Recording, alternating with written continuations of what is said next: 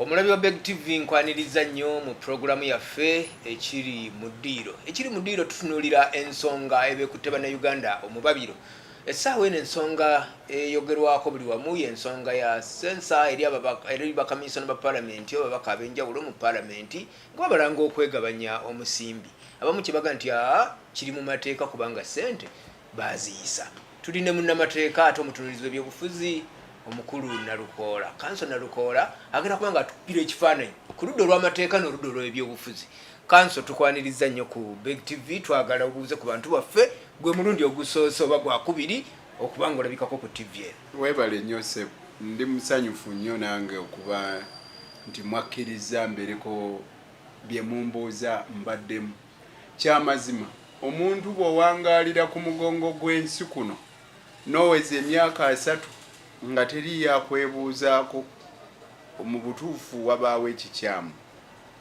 Waakiri bakwebuuzeeko ku bukugu bwo mu kutta enswa oba mu kukwata enseenene, mu kusima kadoma, naye ng'era waliwo ensonga kibakwebuuzaako ng'omutuuze ku kyalo oyo mutabani wa gundi akulidde kuno ateeka okuba ebyabimanyi, naye oba otya nga tewaliwo akwebuuzaako, wabaawo ekikyamu oba toli mu nsa. Buli omu ali eyo nsaba wabeerewo ekintu kyebakwebuuza oba kubajja ngoma kugamba ng'olina naawe oli mukugu mwekyo. Bwe baba tebakwebuuzizzaako mu muzikiti bakwebuuzeeko mu kkanisa, eba tebakwebuuzaako mu kkanisa waakiri abo waakiri engeri ki abaana gye baboolamu, gye bagunjulwamu, gye bakuzibwamu nga bantu balamu. Ensonga eri mu ddiiro ebigenda maaso mu paalamenti obiraba obiwulira buwulizi, toli mu paalamenti naye obisomako ate oli wa munnamateeka. Munnayuganda akuwuliriza musiigire ekifaananyi gye binaggwera ne gye biraga. Ekisookera ddala emyaka giringa 1400 emabega Nabbi Muhammad sallallahu alaihi wasallama yabagamba nti temugenda kufuna mukulembeze ng'alina quality omutindo nga gwa waggulu okusinga ogwammwe mwe bakulembera. Bw'olaba omukulembeze we ali ku ntikko manya naawe awo muteekwa okubaako ne kye mufaanaganya omukulembeze ne gwe bakulembera. Kyebava bagamba ne be tuba tulonda abakulembeze mbu tulonda abo abatufaanana. Bw'olaba omukulembeze by'akola manya n'abamulonda bamativu. Kuba abalondebwa basooka kuba balonzi. Era ne ssemateeka bw'agamba netteeka nga Presidential Elections Act, Parliamentary Elections Act, omuntu okwesimbawo ku bwamemba ba oteekwa okuba nga oli mu register y'abalonzi.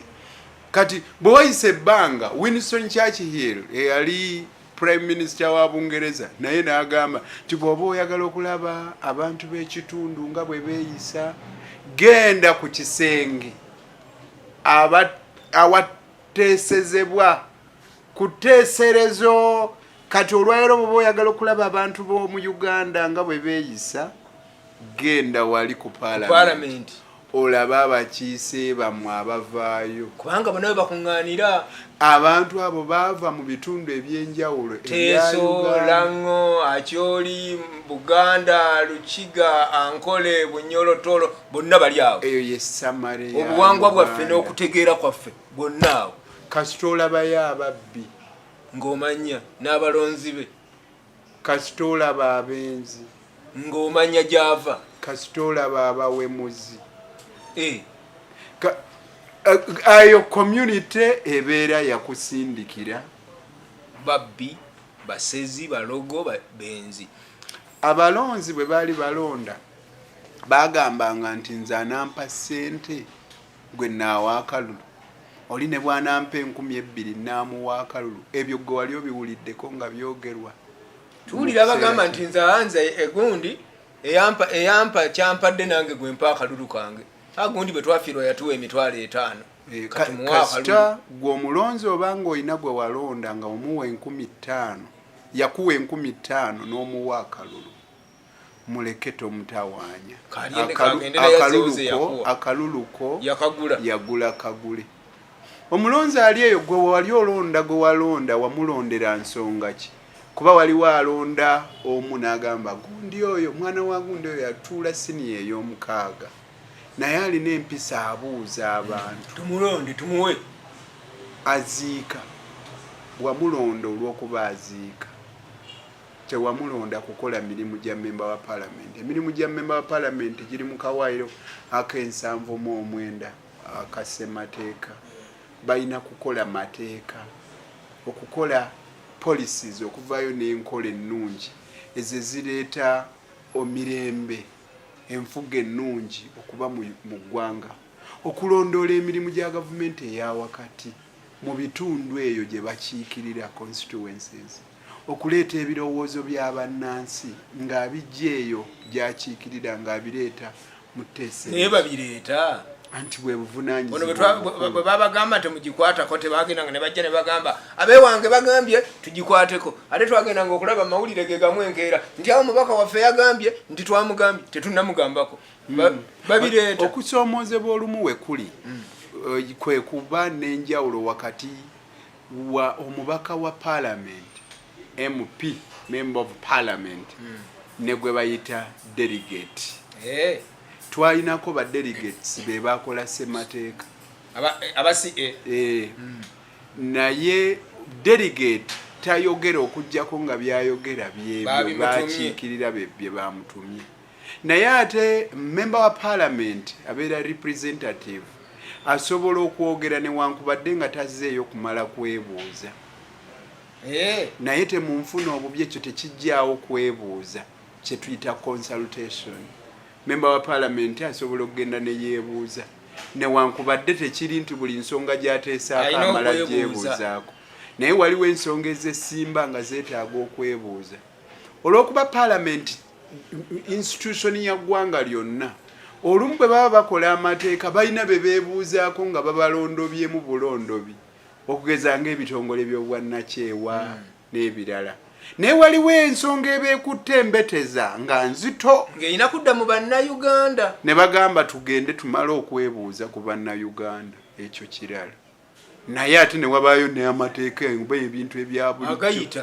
ebisobola okukolebwa nga kuddayo kubanga baabalonda mubateeseze mubasalirewo waliwo n'ensonga endala nga zeeraga lwatu kati nga boolaba ekkubo lino erijjudde empompogoma erigenda emutukula bw'oba oyita eyo tekikwetaagisa ate kumala kuyita bantu nti mujje mulabe oba ddala oluguudo luno lwetaaga okukolwa amangu n'abantu tebeetaaga kwebuuzibwako tibannanga oluguudo lwammwe olwo tuddemu tulubakolere kati luno oluva ekawempe okuva ebwayise saapolo kaggwa roodi lujjudde empompogoma memba wa palamenti aluyiseeko alina kumala kuyita bantu ababuuze nti mululaba anti awe batugambira nti mwalonda omubaka talobinga tamanyi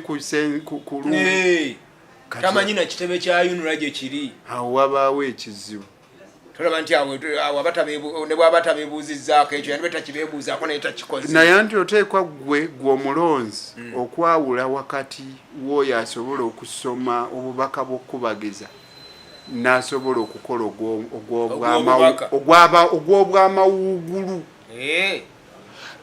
asoma obubaka obukubagiza alina okuba nga yanyweza ennyukuta ku kuziika omuwulire omusajja ng'asoma obubaka obukubagiza obwamawuugulu obumanyi obwamawuugulu amanyi wano tukuze nga waliwo okuwanuuza nti kasita owulira ekiwuugulu nga kiba kibika kati omusajja abika ku kyalo mu masoso g'ebyalo eyo ewaffe bamukazaako lyamawuugulu mumulabye kayiseewawo leero naze kubikaani era atambula agamba omutaka gundi yakoze eki yafudde akola obwamawuugulu ne bw'aba teyakaza nnyo nnyukuta yo atambulira butambuzi ku kyalo nga babi naye asoma obubaka obukubagiza alina okuba nga yakaza ennyukuta omugugu gw'omulonzi gw'ogutisse olaba agusobola waddidde asobola obwamawuugulu n'omuwa kusoma bubaka bukubagiza gw'osindisa okukola obwammemba bwa paalamenti ddala obwammemba bwa paalamenti abusobola kasita oli omutikko omugugu gw'atasobola tosobola kusuubira bivaamu nga byamatabuta awo ntegedde naye abalonzi be basinga okwetaaga okutegeera akalulu kanaatera okutuuka kati atategeera ebyo era akalulu kayinza okukateeka ew'amawuugulu mu kifo kyono omubisi oli ogambe yatuula siniya y'omukaaga naye bukyamaliriza okutuula siniya y'omukaaga omulimu gwabula tatandikaangayo yadde bizinesi y'okulima bamulonda bamuwa omulimu ate kaakati omulimu gw'omuwadde nga munene nnyo gwa bukulembeze kubanga ssemateeka agamba kasita obanga omaze siniya y'omukaaga oba olina empapula ezenkanankana ne siniya y'omukaaga omulimu gw'obubaka bagukuwe waliwo ebitaayogerwa mu ssemateeka naawe weerowoozeeko ng'omuntu ddala ono gw'ogamba asobola okwogera ebigambo eby'ensonga ng'atuuse ku fulowa ya paalamenti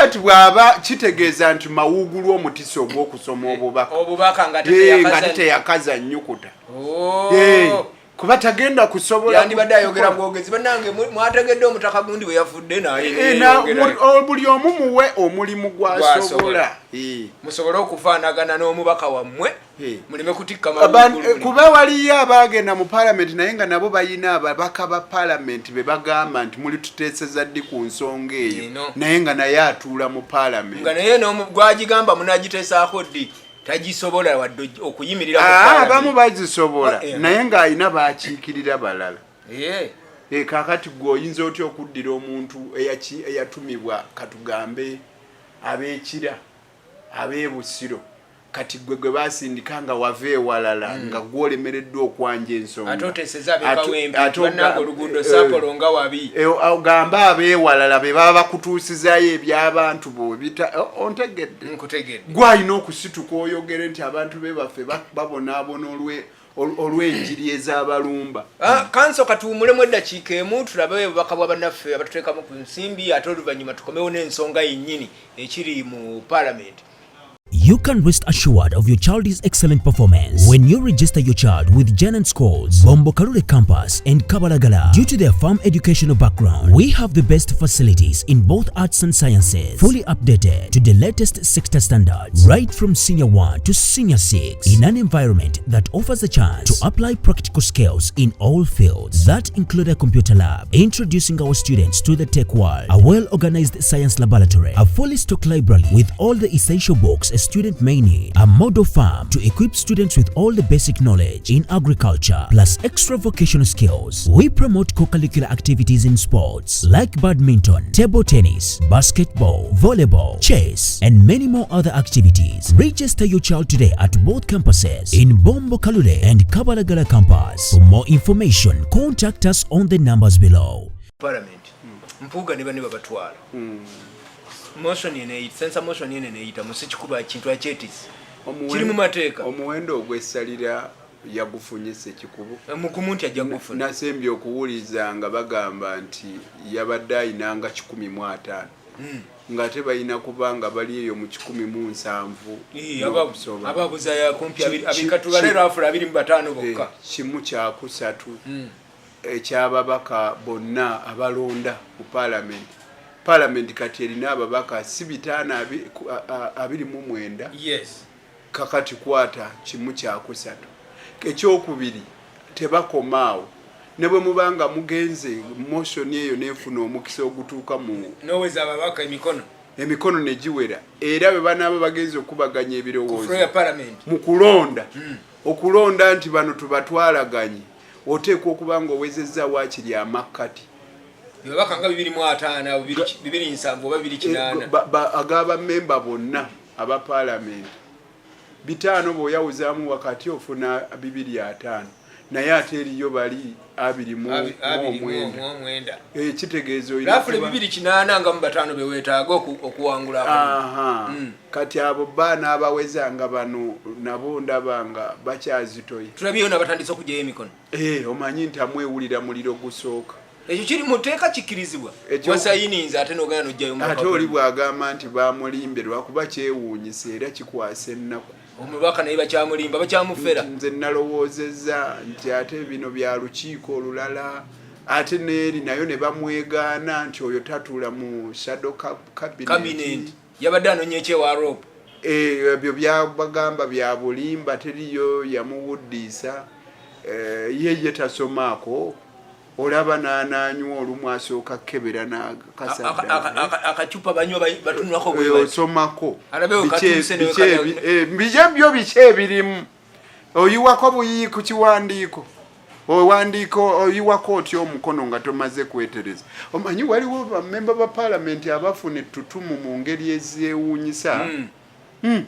Luli nali neja Honorable Zaaki okuwa ettutumu Honorable munne gwe bayita Kinyamatama bwe kibanga kituufu nti yamwogerako lwakuba nawulira yayogera ku Kyamatama. Nga ngamba oli yeesirikidde teri yamumanya ali eyo ate omuwa vibe tubadde tetumumanyi. Nsonga enejja netuuka ne ku floor ya parliament. Naye ate naye ne yeerabisa. Omanyi waliyo otusanga otumu twotagendamu. Omanyi olabanyi bintu bya Kalebule bw'oloopa oba weeyongeddeko Kalebule. Sure.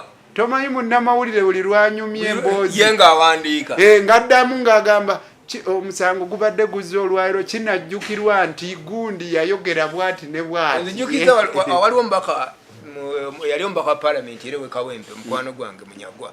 Munyagwa yagamba mu politics teriyo bad publicity. Buli publicity nti Bwembera omubaka wa parliament nga kimanyi ngenda nakuddamu okwesimbawo buli gulire lyompandiika konze linkolera. Naye munnange waliyo erimu abamu abaggalawo ne bagamba omusajja oyo yenna ne yeekabajja akaana akato kigambe ako nako gaba gakola. Kati osobola okufuna bangi abakwagala okubeera nja kubimubuuza nga tumaliriza ensonga eno ya parliament. Ekintu kino kiri mu tteeka kati tuli ku ludda lw'amateeka.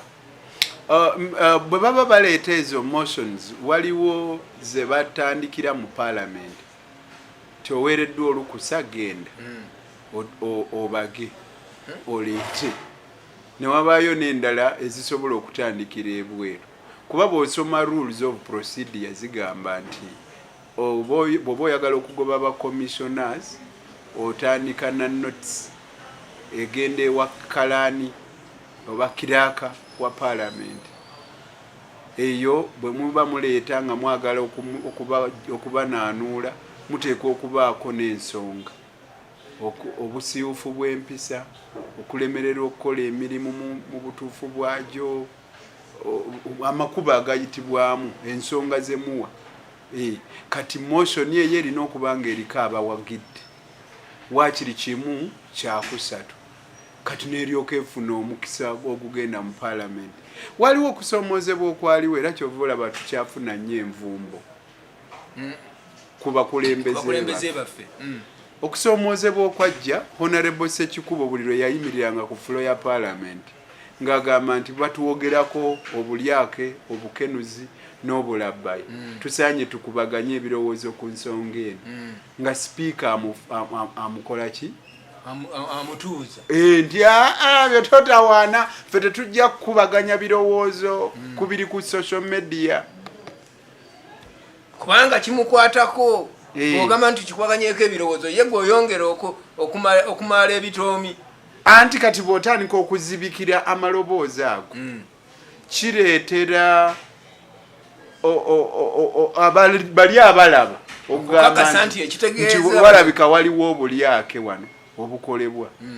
Kigambo ekyo kizibu. Ssekikubolooza singa ekintu kino kinaamutuulira ne kitayitamu abakamisona ne batagobwayi Ssekikubo ne banne olowooza ng'omubaka asigaddewa kimulekawa. Mu biseera ebyo ebisembayo mu bulamu bwaffe abagezi bazze boogera nga bagamba nti tetwejjusa lw'ebyo bye twakola wabula twejjusa olw'ebyo bye tutaakola. Bw'oba okoze ky'olina okukola banno b'olina okukola nabo ne bagaana okukuyambako okuggusa ekyo ky'olina okukola tosobola gwate kunenyezebwa kuba wakola kye walina okukola. Nkimanyi muyinza okugamba nti oba oli awo omukulu Ssekikubo azze nga yeeyimba mu biringa ebyo ne bitagguka naye tebigguse olw'okuba ye yamaze n'abidibaga oba tebigguse olw'obutafuna buyambi kuva w'abalala oba agoba ku bifu. Omuntu ali mu kkoma nti tumudduse emulago lwaki mumuddusayo ng'amaze genda mu kkoma. Kino nakyo kifu wa wali obufu bwakyo. sente bazifuna baziyisa mu mateeka bateesa lwaki tobaleka ne bakituusa era tuddeyo nababaka bagati bano bakayana batamanyi nti kubanga ne sente zo zennyini be baziteesaako ne baziyisa bwe kiba kituufu nga baziteesaako ne baziyisa bwe wabanga wavuddeyo abalina emikono egimaliriza okutuusa ensonga eyo ku fulo lwaki tetuukayo kiddayo ku kiri abantu baffe tebaagala kusoma naye omubaka gwandibadde abalowooza nti asoma tasoma asayininga busayininzi kumbe bajeti gyasayininga mulimu ssente kakati anti mukitwale ku fulowa ya paalamenti mugyeyo ebyo nti bino bye muleese kyaggwa munnansi akutegeere era twongere okutegeera bannambalujje g'abatudde mu paalamenti abatasoma nabiwandiika basayininga tukimanye nti nno Ssekikubo yayisa ebintu mu paalamenti ate n'amala neyekyusa n'awakanya ate bye yamala dda naye okukakasa lwaki abalabi b'ensonga zino naddala wano waffe mu Buganda olowooza balowooza nti abavuga ekintu kino bagenderera omuntu egumu gwa mpuuga kati nzaawo simanyi naye bwe yali ayogera Bagereki ndowooza Bagereki be baawulamu abantu basatu nti ku nsi kuliko abantu basatu kuliko be bayita ba idiots kuliko be bayita ba tribalists kuliko ne be bayita ba citizens oyagala mbakunnyonnyole agamba nti nno nti ba idiots be bazimba ennyumba ewuwe n'agula ebibwa bino ebinene ebimukuuma n'ateekako ekikomera nga kuliko n'amasannyalaze waggulu bw'aba afuluma ewuwe waliwo abaggulawo geeti n'afuluma n'emmundu zibeerawo zikuuma emmotoka ye ebeeramu esi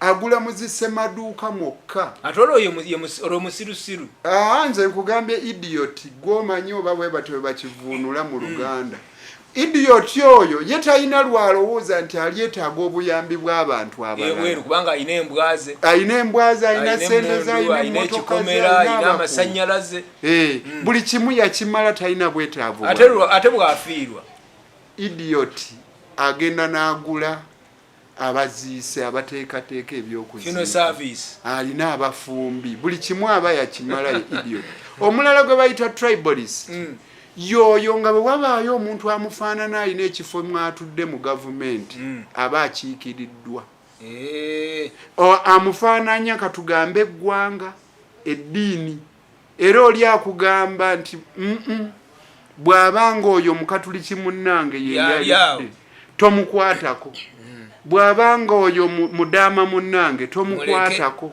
mwana waife yatukiikiridde mu kufuna keeke y'eggwanga kati gwe bayita citizen ate ye mulala yemukwatako ye kasiti alaba omukyamu bagamba nti ono ayina ekikyamu kye yakoze tayagala kumanya ggwanga muganda munnange musoga munnange si musiraamu munnange si nti twasoma ffenna vaayo bw'oba wakoze ekikyamu wakoze ekikyamu oyo gwe bayita citizen ayagala obulungi bwabo kati mbitekedde bwe nti Ssekikubo citizen gwe bw'otapuse naye nze nkugambye bwe ntyo nze simanyi kuba mulina n'ebirala bye mutaputa ebiri emabega w'ebyo nina omu gwe nalabye memba wa paalamenti ngagamba nze ono simwesiga yagenda n'awagira okuggyako ekkomo ku bisanja ku myaka egirimiti simanyi